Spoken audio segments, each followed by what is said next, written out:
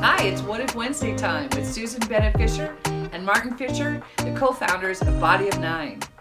Hi. So what if you knew what Body of Nine meant for you and your family this holiday season? How would that change things? It's coming up to that time of year where families get together, and this year is hopefully way better than last year when it was harder for us to get together and we were a lot more nervous about getting together. But on the other hand, getting together has its own set of challenges.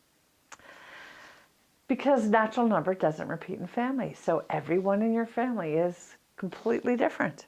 And if you're lucky, you have multiple generations of family and spread out, so lots of brothers, sisters, cousins, Aunts, uncles, and all those, grandparents, yes. yeah. So the bigger your family, the more likely is there's a lot of different natural numbers, but there's also a chance there's one or two like you. So knowing your natural number can really improve things. And over the last few weeks, we've covered topics such as making your beliefs into ideas. There's a whole lot of practice with presence. So everything that we've been working on in the last couple of weeks comes to a head now where we can start talking about how to make your experience of a holiday with your family an enjoyable one. Yes. The last week we talked about the 4 practices of awakening your observer, being curious, using wonder and awe. That's going to be really valuable for you this holiday season. And then not just noticing judgment. When does judgment creep in? That's really easy with us, with our parents and our brothers and sisters. You know, your mother says something and you just gotta roll your eyes. Not again, Mom. That happens here. I'm sorry, Mom. Because your natural number is your nature. And as we've said, and we'll continue to say, the people in your family don't share the same natural numbers you do, at least your direct family members, brothers, sisters, and parents. But everyone's nurture influences us just as much, if not more. And being able to do the little exercise of reactivating your natural number very subtly is a great way to start the process of being able to be with other people and enjoy them for who they are. Not necessarily who you want them to be. That's our collapse and lift exercise that's listed in our exercises on special.tv/Body of Nine. Mm-hmm. We're also adding some meditations. So when you kind of get upset over the holidays, if you need to take 5 minutes out to just be with your body and recenter yourself, those meditations will be available in the next week or so for you for the holidays. Subscribe now and you'll get the benefit of those wonderful exercises to help you through the holidays. So Body of Nine prepares you to be more available, to be less judgmental, and to be willing to notice the wisdom that's coming to you through your emotions so you can make sense of it and make choices about your belief and how you respond. And when you have those choices, you're much less likely to get triggered by your brothers and sisters, your mothers and fathers, so that you can maintain your equanimity through the holiday season and hold yourself in a place of choosing love. Yes, because in any interaction, for it to go south, not to be a good experience, it takes 2 people. If you are in a place of calmness, being centered in yourself, being comfortable you are, and if you're about enjoying the relationship, No matter what.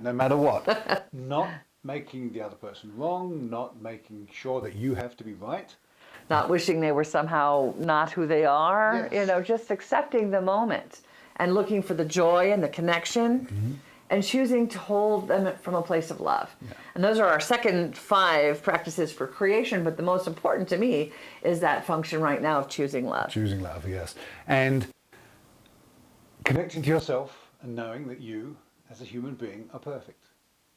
And we get into difficulty when we find ourselves trying to prove to others, and by extension to ourselves, that we're actually perfect. And worthy. Just because your brother or your sister doesn't think the same way that you do, doesn't mean you have to convince them that you're right and they're wrong. Right. They may be right. Allowing them to just be who they are. Mm-hmm. We take in information differently. We care about fundamentally different things. Our senses are not operating in the same way depending on our natural number. Each one is completely different. And our families are the cauldron of nurture versus nature. We've grown up in our families. We have long-standing wounds of my family never listens to me, my father, my mother, my brother. My mother sister. loves my sisters better than she loves Yes. me, right? All sorts of crazy beliefs that develop over the course of our lives that may not have been actually crazy. And they you were know just what? real. They may be true, as Susan Yeah. says. But honestly, does it really, really matter? Because if it really, really matters, I'm going to say a really controversial statement. If it really matters to you that you're treated fairly, then your natural number may be driving some of that. Awesome. But what is more important? Is it the relationship of your family, the community that could be built? Or is it that you're right? Yeah, the sensation of love in the relationship. If you insist on being right, you might well be right. Yes, or worst case, you might even be wrong. You could be wrong, and then you're making somebody else wrong, Yeah, and you're wrong. So what we're trying to say here is that love and community and connection and relationship overrides your ego. Well, unless you relax, so you don't worry so much. Yeah, because Yeah. And one of the things that helped me going through this Body of Nine work was understanding that it's okay if other people don't agree with me. And I don't have to be right around other people to feel that I'm okay. And And that's a common thing for natural number 5. Yes, completely. Because their entire world is structured around what they know. And if new information comes in, they have to choose whether or not it's reliable enough to restructure their world. Yeah. So being not right is a big deal to a 5. Yeah. But the bottom line is, it doesn't really matter. I will guarantee it that if you sit down and think, well, could my brother, as an example, convince me of something I don't believe in? And the answer is probably, it's really unlikely. And that's okay. So, but turning that around is, what are the chances that you can convince them of what you believe in? And does it matter? And does it matter? Right. And, And what's the gift Yeah. in their belief system for you? and even if there isn't a gift in their belief system, what is the gift in their relationship to you? Because if you go back 20 years, go back 10 years, go back 5 years, in the majority of cases, there was things that you enjoyed about being with your family members. And in the last 5 years, things have become more and more polarized. Part of what we're trying to do is help people get back together. Because community relationship, that's really what's there. And just because you're... What matters. It's what matters. It At really least is. to us, and we believe it should matter to you. And if it doesn't, that's okay too. Yeah. Should's a very, very bad word. Right.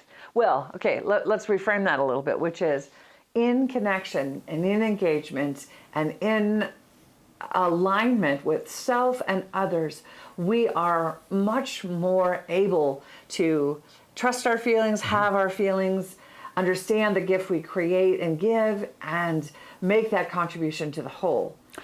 Being right is kind of a mental construct, I think. Being comfortable, being connection, that's a whole body experience.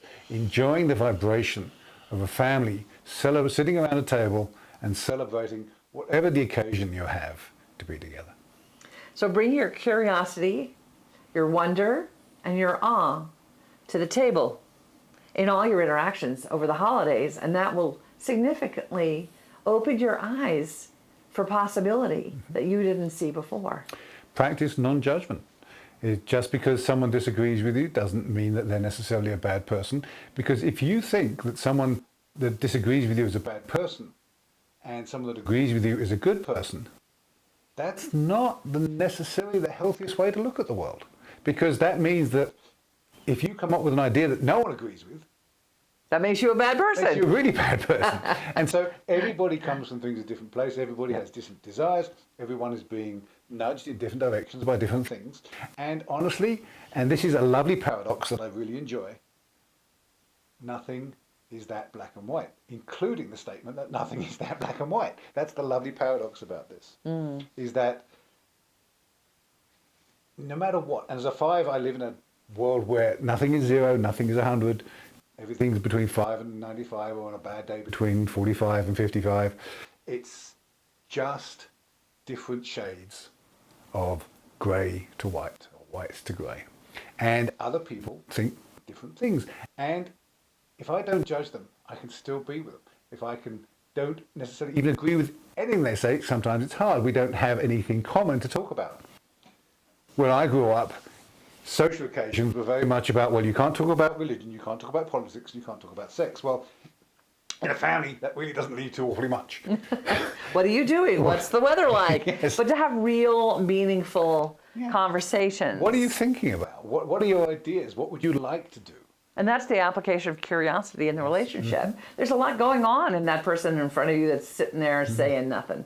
Yeah, and you starting a conversation with, well, what's pissing you off right now, is probably not going to lead you down to such a wholesome conversation as what would you like to be doing Just next being year? curious. Just be curious. What are you thinking about? Yeah.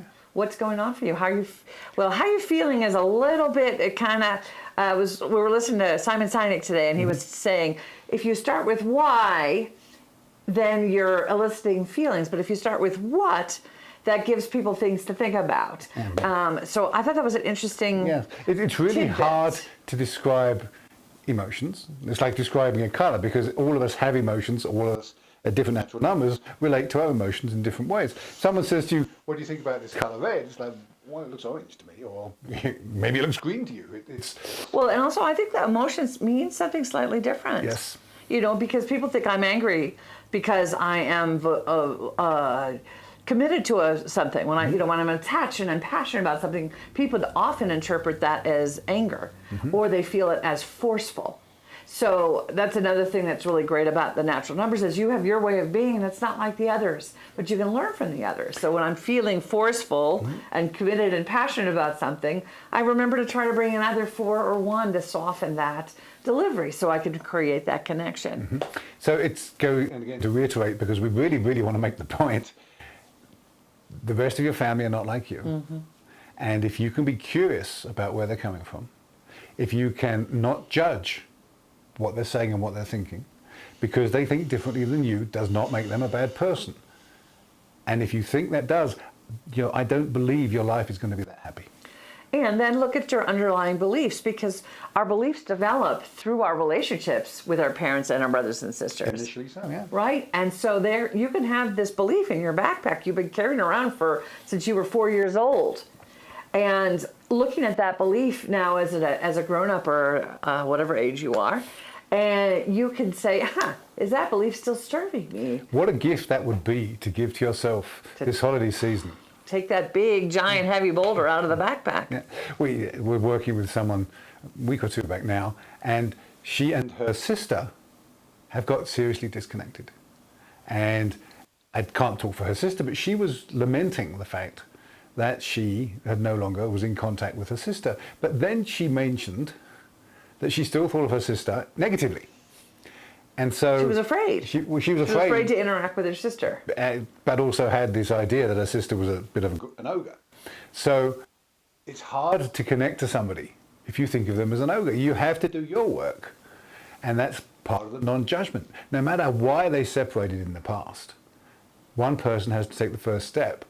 And it may be the other person doesn't reciprocate. But if you take the first step while still holding that judgment. Right, the belief gets in the way. The belief gets in the way. And it doesn't come off as genuine repair, genuine repair of the relationship. There are, the phrase that I'm sure most of you have heard is that blood is thicker than water. I think that's true, but I'm not terribly convinced. But I don't think it's blood. I think it is the energetic connection that you have with your family. If you have adopted children, or your parents adopted you, do you still have a connection with them? Do you still love them? Yes. Is there blood? No. It's the connection. It's the shared experience. It's the energetic sharing of life. If you talk to sevens, a lot of sevens believe we choose our relationships before we come into this life. We have contracts with certain people to learn certain life lessons. Yeah. So no matter what your idea about why we're here, why we're sharing this life, the rest of these things, it's your choice how you react to the rest of your family. And if you've turned up to the family and you're really begrudging being there and you hate everybody, maybe going and watching the football game on TV. It's a good idea. Yeah, because if we don't bring ourselves, we can actively disrupt the people around us. Yes. And it is very easy for one person that's in a negative space to bring down the rest of the family. And I ask that you give the family your gift of being you. Be curious. Don't be judgmental. And if you're not available to do that, then sit back and watch and Just observe. Just observe. Observe yourself, observe everybody else. And then when you judge, notice. Yeah. And notice, and judgment as we define it is placing yourself above or below another person or thing. Yeah, and that extends to if you judge them to be a good or bad person, then that is above or below. Good and bad are relative things. And they may mean something different to you as well. I mean, good may be bad and bad may be good. Yes. Who knows what is good and what is bad? Yes. But the point being is the comparison and the placement in juxtaposition is what gets us messed up. Yeah. Now, having said that, actions are much, much more indicative than ideas. And if people are not respecting you, if people are not honoring you, and if people are physically threatening you, that's a time to leave. There is no way that it makes sense in a family gathering to be in a place of physical harm, danger. Yeah. So if you are willing to step halfway and the rest of your family or the people that you've had bad relationships with are not, then it's okay not to interact. Right, it's okay not to engage. But at the same time, you have choices about who you spend your time with. But at the same time, it's not necessarily in service to go around poking the bear. No, it's not in service to poke the bear. Sometimes you just have to leave the bear. Well, and sometimes we do that in the holidays, and that's really understanding, where are you in your growth path? What's making you want to poke the bear? Going deep into your own belief systems when you're feeling that way, it's because there's wisdom in that. It's like, oh my God, my sister's doing it again. What is that saying? What is the lesson for each of you? And what's the underlying belief? Just be aware too that it is quite likely that if you go to any of these holiday celebrations with your spouse, somebody in your family has the same natural number as your spouse. So imagine that. If you are having issues with your spouse, you may start having issues with that family member and vice versa, because you're working through relationship with natural numbers as much as you are with personality. Right. We talked about this before, that we give love from our natural number physiologically. So 6s hug with their chest. I give love from my heart, from my chest. 5s showered up from the top of their heads. And so you're used to that way of being given love by the people in your family. Mm-hmm. So that is what causes and creates, we believe, attraction. So I'm attracted to Martin because of the way he gives love. And that creates a dynamic in our relationship that might be mirrored in my relationship with in your case, one of my sisters. Yeah.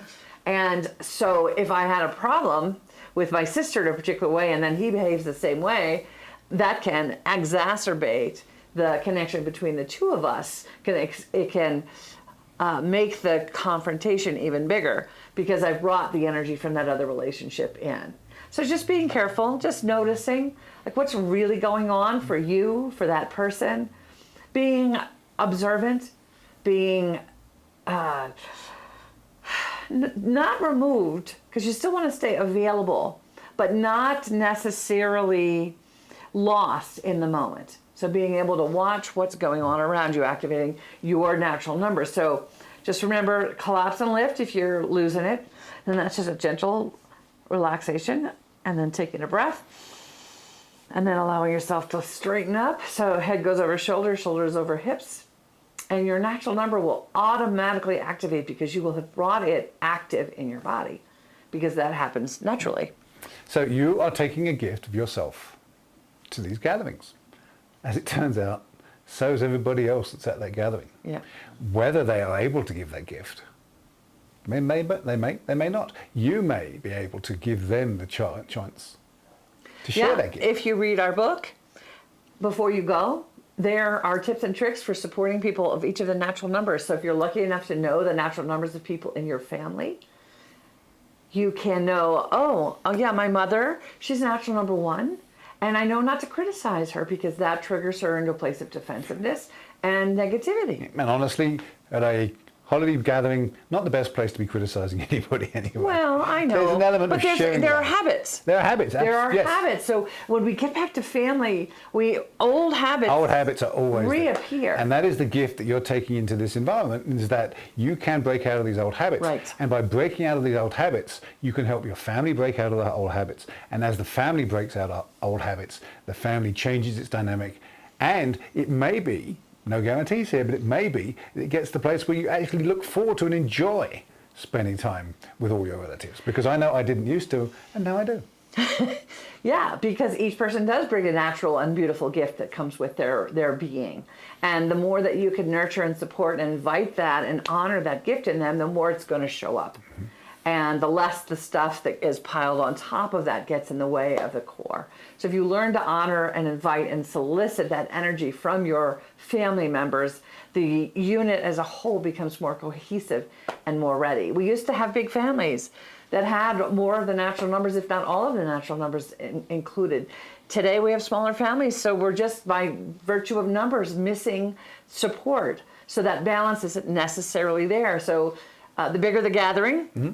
the more balanced it's likely to be. And the more painful it could be for some natural numbers. Fives don't like big gatherings. Yeah. But going into a gathering with my natural number 5 activated and having curiosity and not having judgment and doing and enjoying myself for what I am and who I am and honoring myself, so I don't need to be right, I just need to be me, and I can honor other people. That not only makes it much more fun for me, but also makes other people's experience of me more fun too. Absolutely. Looking forward to this holiday with you, my dear. It'll be fun. So with that was a great summary of really what we're talking about. Get curious, be yourself, bring your gift. If you lose it, collapse and lift. Activate your natural number, whatever part of the body is your natural number. Get your family identified before the holidays so they can all kind of sleep on it, take it in, buy the book. You know, this work changes lives. It changes the interaction and relationship. It creates a deeper understanding and grows love in your relationships. Yeah. Making your life more fulfilled and happy. So take some time. Make this your gift this holiday season. Give our book, give our identification. Just give yourself. And be you. Thanks for listening. Bye for now.